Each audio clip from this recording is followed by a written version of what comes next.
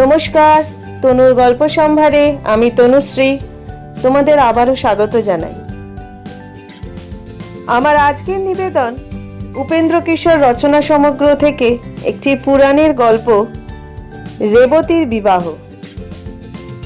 গল্পটি শুনতে তোমাদের ভালো লাগলে তাহলে একটা লাইক, শেয়ার অ্যান্ড সাবস্ক্রাইব অবশ্যই করে দিও, এবং পরবর্তী গল্প শুনতে হলে পাশে থাকা বেল আইকনটি অবশ্যই প্রেস করে দিও, যাতে সমস্ত গল্পের নোটিফিকেশন তোমাদের কাছে পৌঁছয়।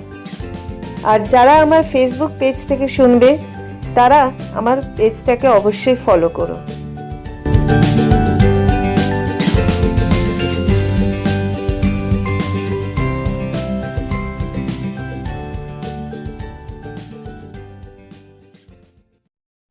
এক রাজা ছিলেন, তাহার নাম ছিল রৈবত কৈকুদনি। পশ্চিম সমুদ্রের ধারে কুশস্থলী নামক নগরে তিনি বাস করিতেন। রৈবতের একটি কন্যা ছিল, তাহার নাম রেবতী। রেবতীর গুণের কথা আর বলিয়া শেষ করা যায় না।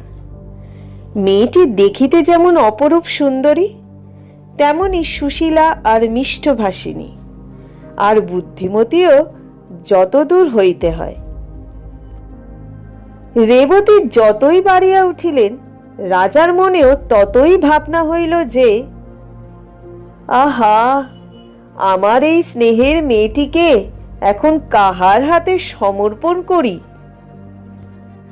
সংসারের যত ভালো ভালো রাজপুত্র একে একে সকলের সংবাদ রাজা লইলেন, কিন্তু কাহাকেও তার পছন্দ হইল না।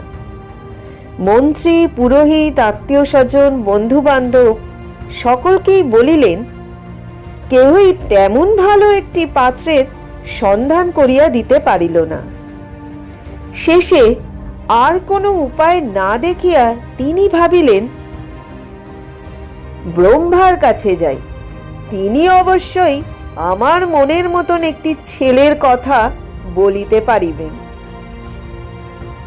এই ভাবিয়া রাজা কন্যাটিকে লইয়া ব্রহ্মার সভায় গিয়া উপস্থিত হইলেন। তখন হাহা আর হুহু নামে দুইজন গন্ধর্ব সেইখানে বসিয়া ব্রহ্মাকে গান শোনাইতেছিলেন। হাহা আর হুহুর মতো ওস্তাদ আর এই ত্রিভুবনে কখনো দেখা যায় নাই। তাহাদের সেই বিচিত্র সঙ্গীত শুনিতে যে কি মিষ্ট লাগিতেছিল তাহা কি বলিব। সেই গান একবার শুনিতে আরম্ভ করিলে আর সকল বিষয়ের কথা ভুলিয়া যাইতে হয়। যতক্ষণ সে গানের শেষ না হয় ততক্ষণ আর উঠিয়া আসিবার জো থাকে না। সে আশ্চর্য গান একবার আরম্ভ হইলে আর শীঘ্র শেষও হইতে চাহে না। সেটা ছিল ত্রেতা যুগের আরম্ভ। গাহিতে গাহিতে সে যুগ শেষ হইয়া গেল। তারপর দাপর আসিল, তাহাও প্রায় শেষ হইতে চলিল। তবে হাহা হুহু গান শেষ করিয়া তম্বুরা নামাইলেন। এতকাল যে চলিয়া গিয়াছে রাজার কিন্তু সে খেয়ালই নাই। তিনি ভাবিতেছেন, আহা, এমন সুন্দর গান মুহূর্তের মধ্যেই ফুরাইয়া গেল। যাহা হইউক, এখন নিজের কাজ সারিয়া লইতে হইবে, আর বিলম্ব করা ভালো নহে। এই ভাবিয়া রাজা ব্রহ্মার সিংহাসনের সামনে গিয়া ভক্তি ভরে প্রণামের পর জোর হাতে বলিলেন, ভগবান, আমার এই কন্যাটির বিবাহ কাহার সঙ্গে দিব, দয়া করিয়া আমাকে বলিয়া দিন। আমি অনেক রাজপুত্রের সন্ধান লইয়াছি, কিন্তু ইহাদের কোনটি যে সকলের চেয়ে ভালো তাহা স্থির করিতে পারিতেছি না। ব্রহ্মা বলিলেন, আচ্ছা, তুমি কাহার কাহার কথা ভাবিয়াছ আমাকে বলো দেখি। সে কথায় রাজা অনেকের নাম করিয়া বলিলেন, ইহাদের মধ্যে একটি হইলে আমি সুখী হইতাম। তাহা শুনিয়া ব্রহ্মা হাসিয়া বলিলেন, মহারাজ, তুমি যাহাদের নাম করিলে এখন তো তাহাদের কেউই বাঁচিয়া নাই। তাহারা ছিল ত্রেতা যুগের লোক, আর এখন হইল দাপরের শেষ। এতদিনে তাহাদের ছেলের ছেলের নাতির নাতি অবধি মরিয়া গিয়াছে, তাহাদের রাজ্য বংশ নাম অবধি লোপ পাইয়াছে। তোমরা হয়তো ভাবিতেছ যে পৃথিবীর আর সব লোক মরিয়া গেল, আর শুধু রাজা আর তাহার মেয়েটি বাঁচিয়া রহিয়াছে। ই কেমন কথা হইল? কিন্তু সে যে ব্রহ্মার পুরী, সেখানে তো জরা মৃত্যুর অধিকার নেই। কাজেই তাহারা দুজন শুধু যে বাঁচিয়া আছেন তাহাই নহে, ঠিক যেমনটি গিয়াছিলেন তেমনই আছেন, একটুও বুড়া হন নাই। যাহা হইউক, ব্রহ্মার কথায় রাজা নিতান্তই আশ্চর্য হইলেন, আর ভয় পাইলেন, আর ব্যস্ত হইলেন তাহার চেয়েও বেশি। তিনি বিষম থতমত খাইয়া বলিলেন, কি সর্বনাশ! তাই তো প্রভু, এখন উপায়? এখন তবে আমার এই মেয়েটিকে কাহার হাতে দিই? আমার সমকক্ষ রাজা এখন কে কে আছেন? ব্রহ্মা বলিলেন, মহারাজ, এতদিনে কি আর তোমার সে রাজ্য আছে? তোমার রাজ্যও নাই, প্রজারাও নাই। তোমার সেই সুন্দর কুশস্থলীর নগরটি অবধি নাই।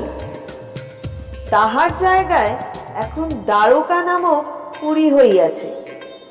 সেই দ্বারকার রাজা কৃষ্ণ, তাহার ভাই বলরাম, সেই বলরামের সঙ্গে গিয়া তোমার এই কন্যার বিবাহ দাও।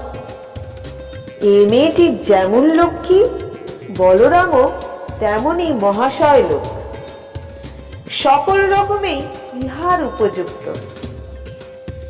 কাজেই রাজা তখন আর কি করেন?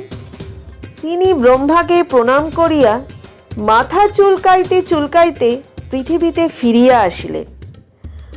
আসিয়া দেখেন বাস্তবিকই তাহার রাজ্য, রাজধানী, লোকজন, আত্মীয় স্বজন সব লোপ পাইয়াছে। পৃথিবী আর সে পৃথিবীই নাই। তাহাদের সময় 14 হাত লম্বা একটা মানুষ হইত, আর এখনকার লোকগুলি মোটে 7 হাত লম্বা, আর তাহাদের চালচলনও যেন কেমন কেমন হইয়া গিয়াছে। যাহা হইউক, আর দুঃখ করিয়া কি হইবে? রাজা বলরামকে খুঁজিয়া বাহির করিয়া তাহার সহিত মেয়ের বিবাহ দিয়া বনবাসী হইলেন। এদিকে রেবতীকে পাইয়া বলরামের আর আনন্দের সীমাই নাই। কেবল একটি কথায় তিনি একটু মুশকিলে পড়িয়াছেন। বলরাম হইতেছেন দাপর যুগের লোক, তিনি 7 হাত লম্বা, আর রেবতী ত্রেতা যুগের মেয়ে, তিনি 14 হাত লম্বা। বলরাম প্রাণপণে হাত বাড়াইয়া তাহার মাথা নাগাল পান না।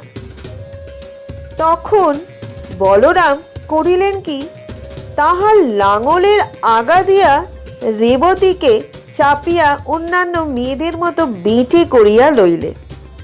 তারপর আর কোনো অসুবিধা রইল না।